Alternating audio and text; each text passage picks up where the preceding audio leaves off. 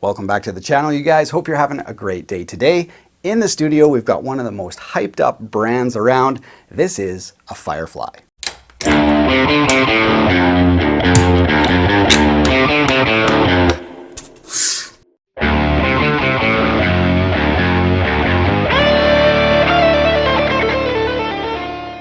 So we're going to give this Firefly the full DBG treatment. We're going to look at all the good, the bad, and the ugly, and find out if it's worth the hype. So if you guys haven't subscribed to the channel yet, be sure to do so. All right, let's jump in and check out the Firefly.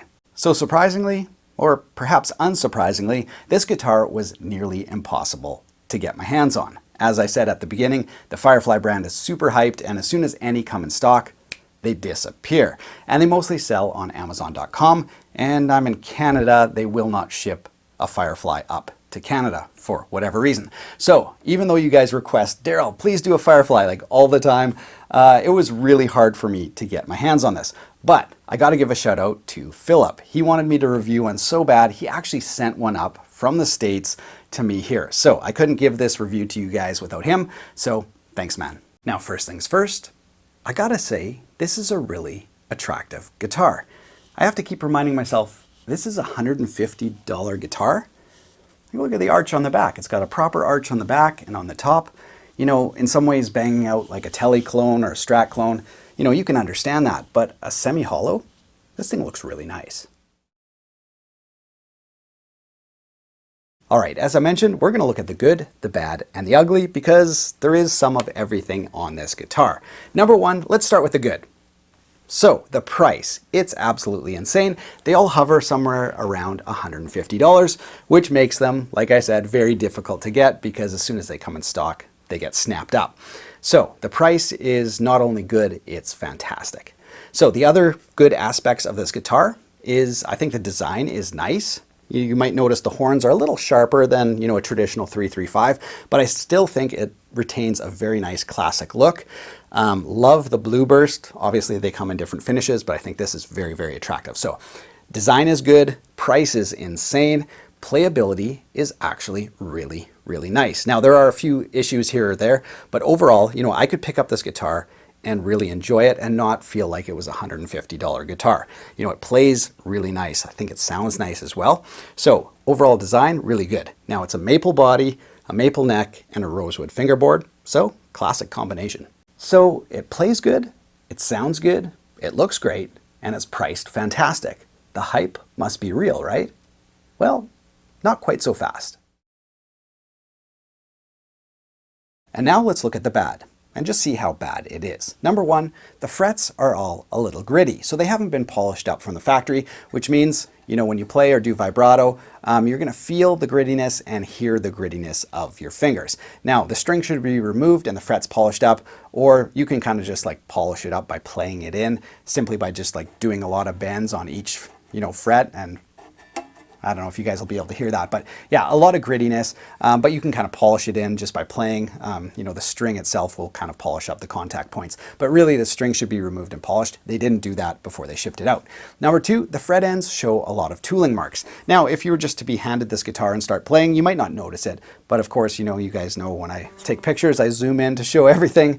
And as you guys can see, there's a lot of tooling marks on the frets. So clearly a quick fret job from the factory, didn't polish up the frets, didn't really polish up the fret ends. That's maybe to be expected on a $150 guitar, but I gotta be real with you guys, and you know, that's what it is.